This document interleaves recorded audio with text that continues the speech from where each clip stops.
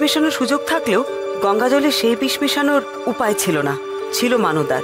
মেনকা দেবী বিল বদলানোর আগেই আপনাকে যা করার করতে হবে, তাই আপনি মানদাকে হাতিয়ার করলেন।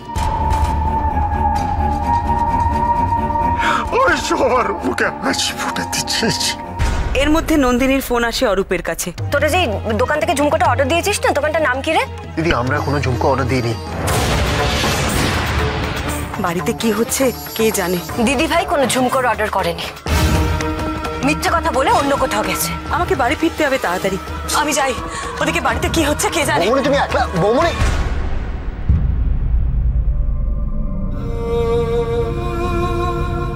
ছি ছি, কি ইডিয়েট আমি। বৌমনিকে এইভাবে ভাসিয়ে দিলাম।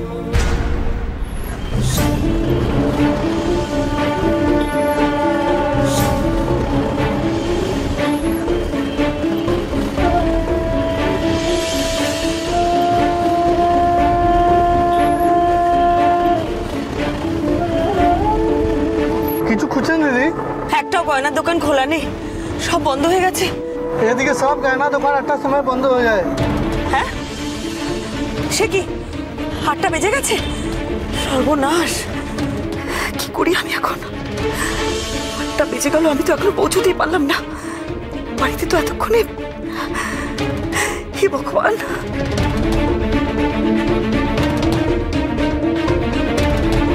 দাদা একটু গাড়িটা ঘোরান তো, একটু বাঘাজু 3-এর দিকে যাবো, তাড়াতাড়ি ঘোরান।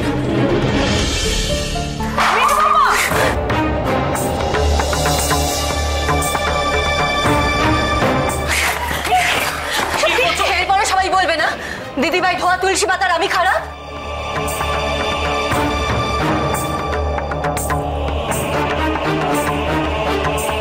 এটা তুমি কি করলে মেজবৌদি? মেজবৌদি থামো,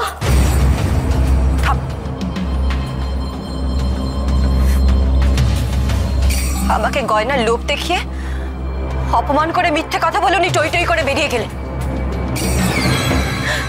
এরপরে আমি জানি আপনারা কেউ দিদিভাইকে কিচ্ছু বলবেন না। মেজ বৌমা, মাথাটা ঠান্ডা রাখো। মাথা তো ঠান্ডাই রেখেছি বাবা, মাথা ঠান্ডা না রাখলে এই বাড়িতে এতদিন থাকতে পারতাম না আমি।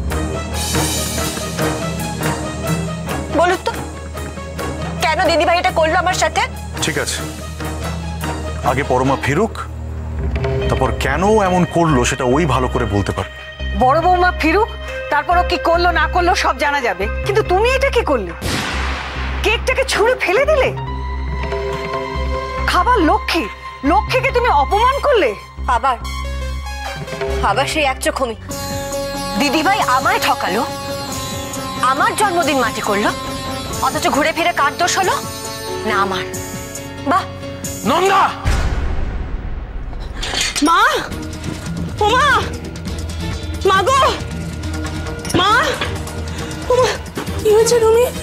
কি রে, তুই কোনো খবর টবর না দিয়ে হঠাৎ এভাবে কি হয়েছে? এরকম হাঁপাচ্ছিস কেন? সব ঠিক আছে তো? মা শোনো না, বলছি যে তুমি দুলকিকে বিয়েতে দেবে বলে যে ঝুমকো জোড়া রেখে দিয়েছো, ওটা আমাকে দেবে মা? আমাকে ওটা দাও না প্লিজ।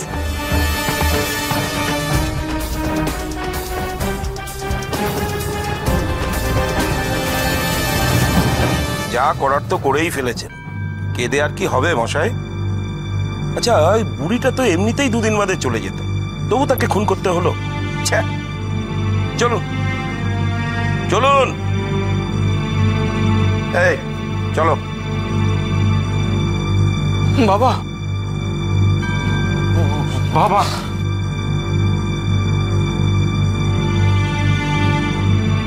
আরে এসব কান্নাকাটি পরে হবে, চলুন চলুন চলুন, এই চলো তো।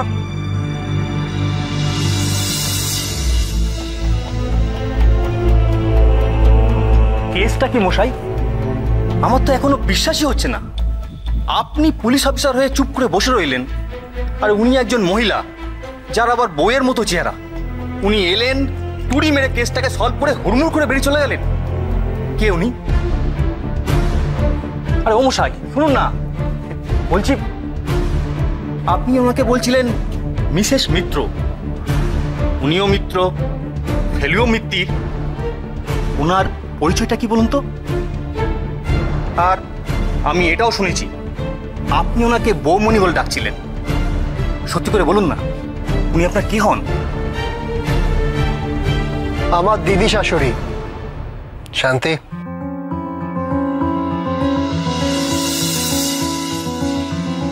গয়নার দোকান এখন তো সব বন্ধ হয়ে গেছে, বৌমণি ঝুমকো পাবে কোত্থেকে? কদিন আগে আবার পাড়ার দোকান থেকে পালিশ করিয়ে নিয়ে এলো। দেখ, তোর বাবার এত শখের জিনিস ছিল এটা, জানিস রুমি? তোর বাবা চলে যাওয়ার পর আমার মনটা আজকাল এত অস্থির হয়ে থাকে। খালি মনে হয় কি জানি আমি বোধহয় আর বেশি দিন নেই। মা চুপ করো তো, এসব কথা একদম বলবে না। আমার কথাটা তুমি একবারও ভাববে না?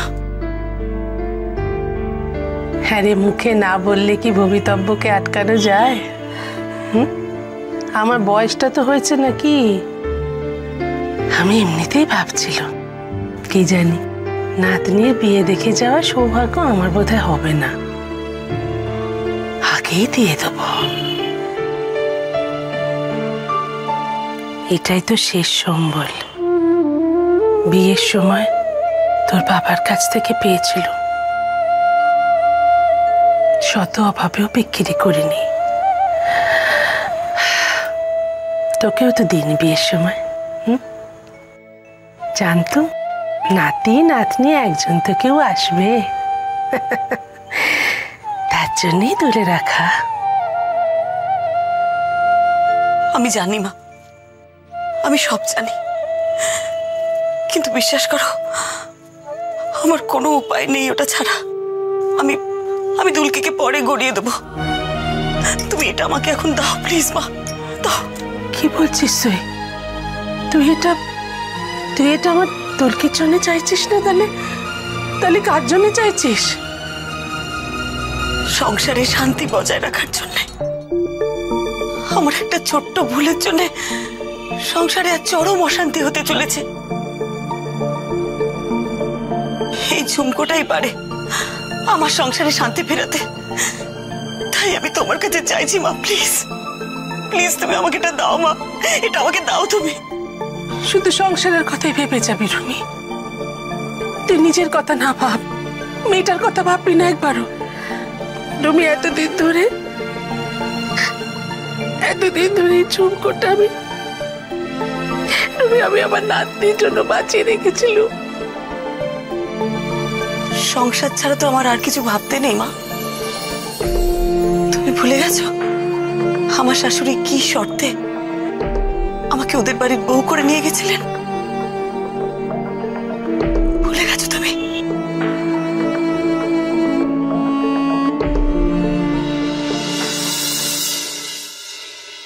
টেবিল থেকে নিচে যা যা ফেলেছো সব উপরে তুলো নন্দা।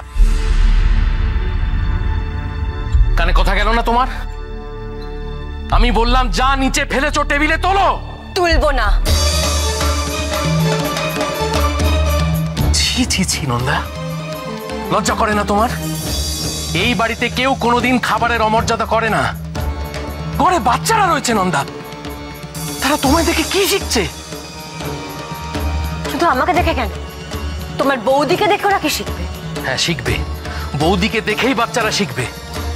ছি ছি ছি নন্দা, একটা মানুষ সারা দিন এত ব্যস্ততার মধ্যে তোমার জন্য ভালোবেসে জন্মদিনের একটা কেক বানালো, তুমি সেটা সবার সামনে ফেলে দিলে নন্দা। তুমি যখন সবার সামনে এই কেকটা ফেলেছো, একটা কথা পরিষ্কার করে শুনে রাখো, বৌদি বাড়ি ফিরলে এই সবার সামনে বৌদির কাছে তুমি ক্ষমা চাইবে।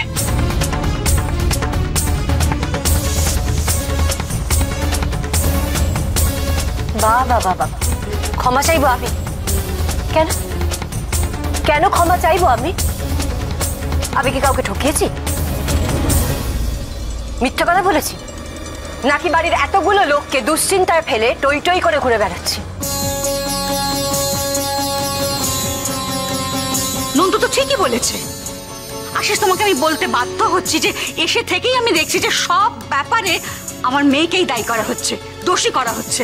আর তোমাদের বাড়ির বড় বউ, তার দোষ তোমরা কেউ দেখো না, আসলে তোমরা দেখতে চাও না। সবাই তো দেখতে পাচ্ছেন কি হচ্ছে। আমার মেয়েটাকে ভুলিয়ে চলে গেল বড় বউ ঝুমকো আনতে, আর দোষ হলো কিনা আমার মেয়ের। আজও বাড়ি ভাই আপনাদের। থামো না মা, তুমি জানো না এই বাড়িতে বড় বউয়ের নামে কিছুই বলা যাবে না। তার কোনো কাজ নিয়ে কিছু নিয়েই কোনো প্রশ্ন করা যায় না, সে তো ভগবান। আর আমি ফালতু, এ বাড়িতে কারোর কাছে আমার কোনো দাম নেই। বেশ, দাম যখন নেই তখন তখন আমি বা কেন এখানে পড়ে থাকবো? আমি তোমার সঙ্গে জামশেদপুর চলে যাবো মা, এক মুহূর্ত আমি আর এই বাড়িতে থাকবো না। তুমি কোথাও যাবে না নন্দিনী, তুমি যাবেই বা কেন? আর আমাদের উপর তোমার এত অবিশ্বাস কেন? কে তোমাকে বলেছে যে পরমাকে বাড়ির কেউ কোনো প্রশ্ন করতে পারবে না? ও কেন এরকম করলো তার কৈফিয়ত পরমাকে দিতেই হবে। সবাই কৈফিয়ত চাইবে, মা, বাবা, ঠাম্মা, সবাই। কি তোমরা কৈফিয়ত চাইবে না পরমার কাছে? কৈফিয়ত হয়তো চাইব, কিন্তু বড় বৌমা কাউকে এইভাবে ঠকাতে পারে বলে আমার বিশ্বাস হয় না বাবলু। বিশ্বাস হচ্ছে না কেন বাবা? তাহলে কি আমি মিথ্যে কথা বলেছি নাকি আমার ভাই ফোনে মিথ্যে বললো? রাগের মাথায় শ্বশুরের সঙ্গে এভাবে কথা বলতে নেই মেজ বৌমা। আগে বড় বৌমা বাড়ি ফিরুক, তারপর সে ঠিক করেছে কি বেঠিক করেছে তার মুখ থেকে শুনেই আমি কথা বলবো। তার আগে আমি একটা কথাও বলবো না। বেশ, তাহলে একটা কথা, যদি আমি মিথ্যে বলে থাকি তাহলে কাল সকালে আমি বাড়ি থেকে বেরিয়ে যাব।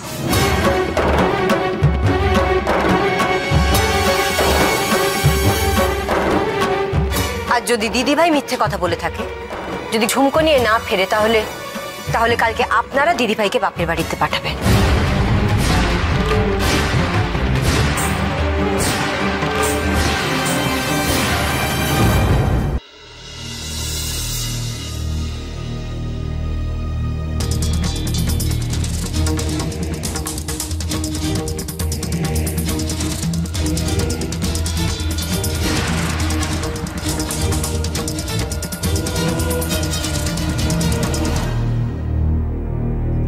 হোমা, তুই তো রেগে লাল হয়ে গেছিস নন্দা। সরি রে, আমার একটু দেরি হয়ে গেল। এনে তোর জিনিস, দেখ তো পছন্দ হয় কিনা।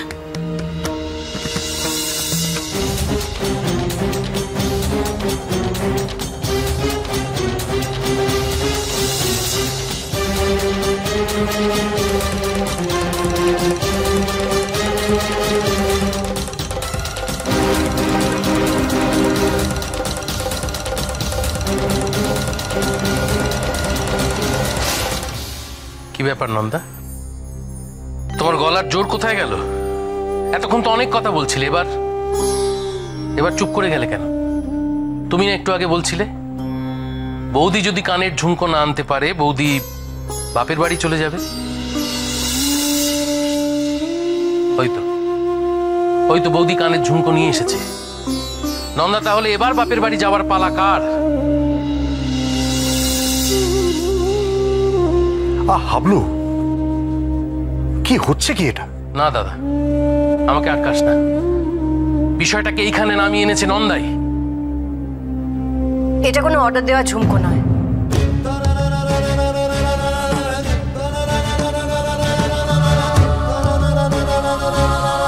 দিদিভাই খুব ভালো করেই জানতো ঝুমকো না নিয়ে ফিরলে বিপদ, তাই যেখান থেকে পেরেছে এই ঝুমকোটা নিয়ে এসেছে। আর ঝুমকোর যে কোনো অর্ডার ছিল না সেটা সব থেকে বড় প্রমাণ হলো অরূপ।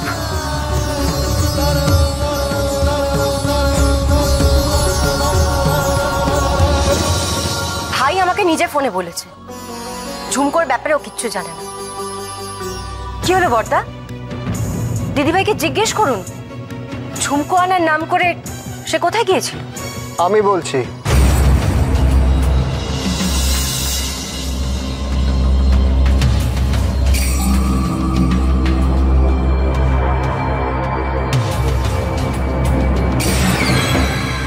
এত মাথা খাটিয়েছিস দিদি, আর এই সামান্য বিষয়টা বুঝতে পারলি না?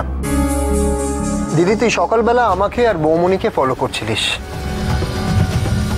তারপর আমাকে দোকান থেকে বেরোতেও দেখেছিস, তারপর বৌমনিকে মিট করতে দেখেছিস। তার মানে তুই খুব ভালো করে জানিস যে আমি আর বৌমনি একসাথে ছিলাম না। আর আমি যখন শাড়ির দোকানে ছিলাম তখন বৌমনি কি করছিল সেটা তো আমার পক্ষে জানা সম্ভব নয় দিদি। বিষয়টা খুব সহজ দিদি, তুই আননেসেসারি বিষয়টাকে জটিল করলি জাস্ট তোর মিথ্যে সন্দেহের বসে। ঝুমকোটা কখন অর্ডার দিয়েছি সেটাই তোর কাছে বড় হলো? তোর জন্য যে আমি ভালোবেসে এনেছি সেটা দেখলি না?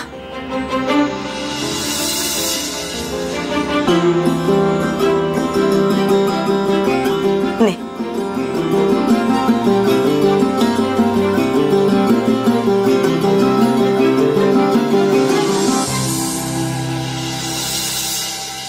আজ তোমার জন্মদিন, তোমাকে কিছু বলতে আমার খারাপ লাগছে, কিন্তু নিজের স্বভাব দোষে কি করলে একবার দেখো। হলো তো শান্তি, নিজের জন্মদিনের শ্রাদ্ধ নিজেই করলে।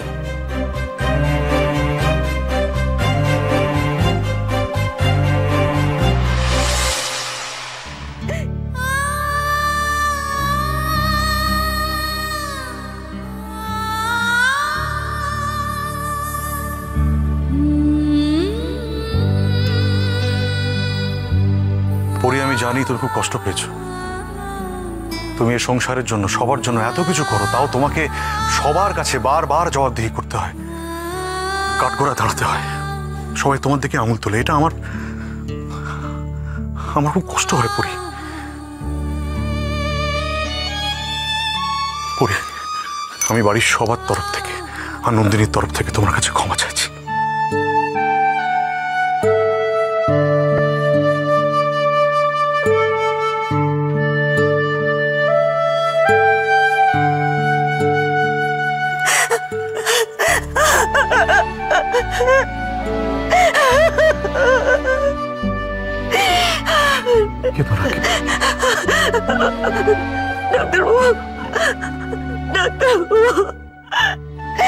সব দোষ আমার, নন্দা কোনো দোষ করেনি ডাক্তারবাবু, সব দোষ আমি করেছি।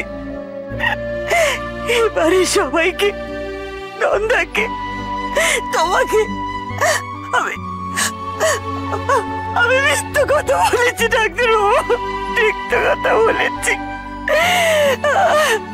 এই মিথ্যের বোঝা আমি আর বইতে পারছি না ডাক্তারবাবু, আমি আর বইতে পারছি না। দাঁড়াও দাঁড়াও দাঁড়াও, শান্ত হও, শোনো, শান্ত হও পরি, আমার দিকে থাকো, আমার দিকে থাকো, আমার দিকে থাকো। এবার আমাকে বলো তো খুলে কি হয়েছে, কি হয়েছে, কিসের মিথ্যে, কি ব্যাপার? দিশার আইবুড়ো ভাতে মুকুট হারিয়ে গেল, আমি খুঁজে দিলাম। অরূপ বলল বিয়েতে থাকতে পারবে না। আমি তো চিন্তায় পড়ে গেলাম, দিশার বিয়েতে পিড়ি ধরবে কে। বললাম যাস না, ও আমাকে শর্ত দিল, বললো যে ওকে কেস সলভ করার ব্যাপারে সাহায্য করি, তাহলে ও থাকবে। মেনকা চৌধুরী গঙ্গা জলে বিষ খেয়ে মরে গেল। ওই বাড়ির পুরোহিত নিবারণ বাবু গঙ্গা জল দিত, উনি কিছু করেননি, খুব ভালো লোক। আসল লোককে না ধরে ওরা বললো ওকে জেলে পুড়ে দেবে, অথচ ওই লোক একটা গরিব লোক, অসুস্থ লোক, বুড়ো মানুষ। তুমি ভাবো ডাক্তারবাবু, আসল শয়তান শাস্তি পাবে না, আর ওই অসহায় মানুষটা, আমি বুঝতে পারছিলাম যে উনি খুন করেননি, তাই আমি বাড়িতে অজুহাত দিয়ে ছুটে গিয়েছিলাম ওই লোকটাকে বাঁচাতে। আমি অন্যায় করেছি ডাক্তারবাবু, আমার মিথ্যা কথা বলে যাওয়াটা উচিত হয়নি, আমি জানি। আমার বাড়িতে কাউকে মিথ্যা কথা বলা ঠিক হয়নি, কিন্তু আমি কি করবো ডাক্তারবাবু, আমি কি করতাম বলো? ওই অসহায় মানুষটাকে বাঁচানোর জন্য আমি ছুটে গিয়েছিলাম ডাক্তারবাবু, আমি ছুটে গিয়েছিলাম। যাকে বাঁচাতে গিয়েছিলে তাকে বাঁচাতে পেরেছো?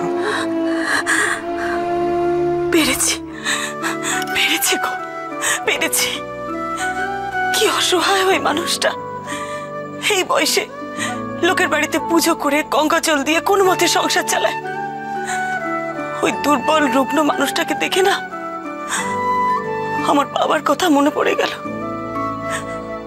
আমার বাবাও তো অনেকদিন অসুস্থ ছিলেন। ডাক্তারবাবু, তুমি আমাকে এইবারের মতন ক্ষমা করে দাও। আমি তোমাকে কথা দিচ্ছি, আমি আর কোনোদিনও মিথ্যে বলে বাড়ি থেকে বেরোবো না। অরূপকে কেসের ব্যাপারে আমি কোনোদিনও সাহায্য করব না। তুমি আমাকে এবারের মতন ক্ষমা করে দাও প্লিজ। শঙ্করের মাকে বাঁচালে আর আজ এই বৃদ্ধ মানুষটিকেও বাঁচালে। তুমি জানো পরি, আমি যখন প্রত্যেক দিন এক একজন মানুষকে নতুন জীবন ফিরিয়ে দিই আমার ট্রিটমেন্টের মধ্যে দিয়ে, তখন আমারও কিন্তু এই এক আনন্দ হয়। একজন অসহায় মানুষকে বাঁচানোর বড় আনন্দ, তাই না পরি? বড় আনন্দ গো, বড় আনন্দ, বড় আনন্দের।